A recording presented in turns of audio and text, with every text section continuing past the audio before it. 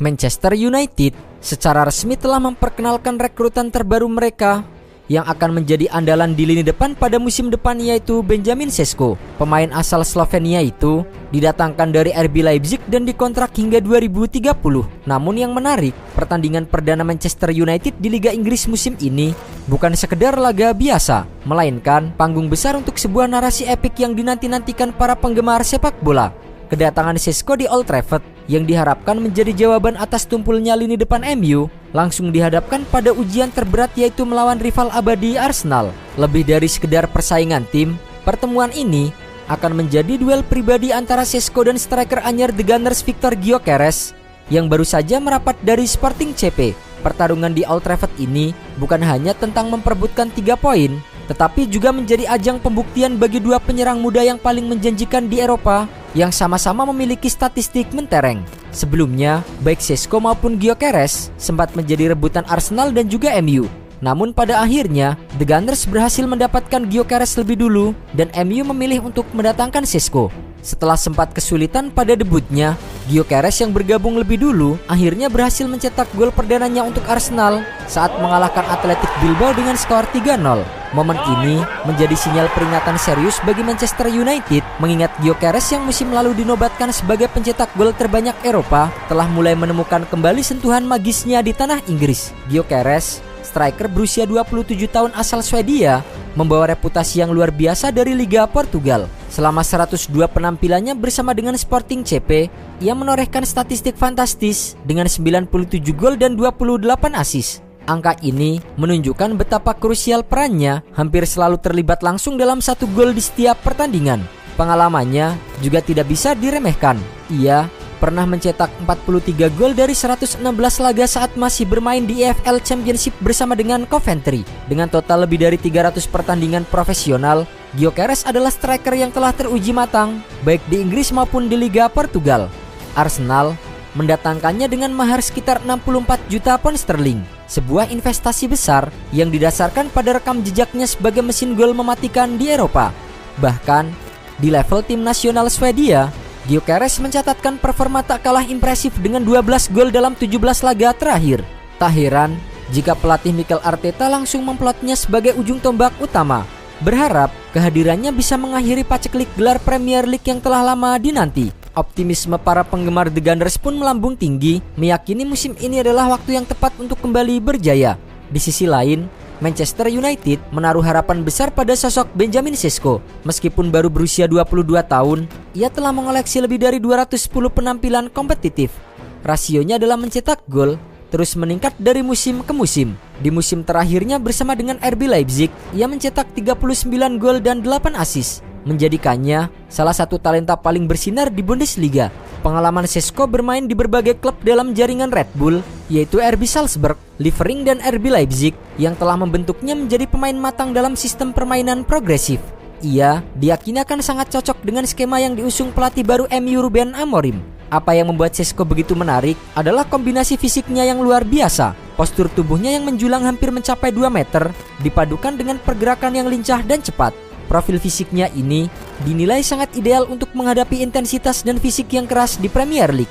Namun, evolusi permainannya musim lalu jauh lebih menarik. Sesko tidak lagi sekedar menjadi penyerang murni yang menunggu bola, melainkan mulai berperan aktif dalam membangun serangan. Kemampuannya ini menjadikan profil fisik Sesko nyaris tidak memiliki kelemahan sebagai seorang striker unggulan. Tingginya memberikan keunggulan mutlak dalam duel udara, tetapi yang lebih mengejutkan adalah kecepatan larinya. Berdasarkan data resmi Bundesliga musim lalu, Sesko tercatat memiliki kecepatan lari maksimal 35,7 km per jam. Angka ini hanya selisih 1,5 km per jam dari pemain tercepat di Liga dan bahkan setara dengan Gabriel Martinelli, serta hanya terpaut tipis dari Erling Haaland. Perpaduan unik antara tinggi badan dan kecepatan ini menciptakan formula yang sangat sulit diatasi oleh para bek lawan. Ledakan akselerasinya sering dimanfaatkan untuk melepaskan diri dari penjagaan ketat, baik untuk menerima umpan terobosan maupun menciptakan ruang tembak dari jarak jauh. Awalnya, saat tiba di RB Leipzig pada 2023, Sesko lebih dikenal sebagai finisher murni yang sangat fokus pada penyelesaian akhir.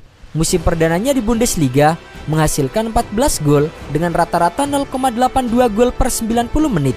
menempatkannya di posisi ketiga tertinggi setelah Harry Kane dan Sergio Guirassy. Namun, evolusi permainannya di musim berikutnya jauh lebih mengesankan.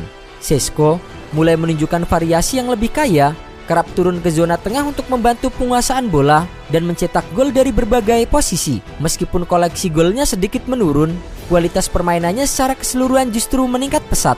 Fleksibilitas dalam mencetak gol menjadi salah satu keunggulan utamanya. Terbukti dari distribusi gol non penalti yang merata, yaitu 13 gol dengan kaki kanan, 4 gol dengan kaki kiri, dan 8 gol melalui sundulan kepala. Sebagai latar belakang dari duel ini, prediksi susunan pemain kedua tim pun tak kalah menarik. Arsenal yang di musim lalu sukses menahan imbang Setan Merah di Old Trafford diperkirakan akan menerapkan formasi andalannya 4-3-3. Posisi kiper akan diisi oleh David Raya yang kini memiliki saingan baru yaitu Kepa Arrizabalaga. 4 bek di depan Raya akan ditempati oleh Miles Lewis Kelly, Gabriel Magalhaes, William Saliba dan Jurrien Timber.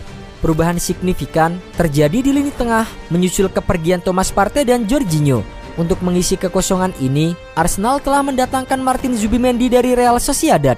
Dengan demikian, lini tengah Arsenal kemungkinan besar akan diisi oleh Zubimendi, Declan Rice dan Martin Odegaard. Zubimendi yang dikenal piawai sebagai jangkar akan memberikan kebebasan bagi Rice untuk menyerang, sementara Odegaard tetap berperan sebagai playmaker utama. Trisula ofensif akan diisi oleh Gabriel Martinelli, Gyökeres dan Bukayo Saka. Sementara itu, di kubu Manchester United, Ruben Amorim diperkirakan akan mengandalkan formasi 3-4-2-1 yang menyeimbangkan pertahanan dan serangan. Andre Onana akan tetap menjadi kiper utama yang juga berperan sebagai inisiator serangan dari belakang. 3 bek tangguh akan diisi oleh Matthijs de Ligt, Harry Maguire dan Leny Yoro. Di lini tengah, Casemiro akan menjadi jangkar yang tak tergantikan. Sementara Diogo Dalot dan Patrick Dorgu berfungsi sebagai wingback dinamis. Bruno Fernandes kembali akan menjadi otak serangan utama, didampingi oleh 2 penyerangan bayangan baru, Bryan Mbeumo dan Matheus Cunha. Puncak serangan akan dipercayakan kepada Benjamin Šeško. Kombinasi ini menjanjikan gaya bermain yang agresif dan solid, serta diharapkan dapat menjawab masalah seret gol yang dialami oleh MU musim lalu. Dengan semua elemen ini, laga perdana Liga Inggris antara Manchester United dan Arsenal akan menjadi tontonan yang tidak hanya syarat gengsi, tetapi juga menjadi barometer bagi masa depan kedua striker muda tersebut di kasta tertinggi sepak bola Inggris. Pertarungan antara Gyökeres yang telah teruji sebagai mesin gol dan Šeško yang memiliki potensi luar biasa akan menjadi salah satu kisah paling menarik di awal musim ini.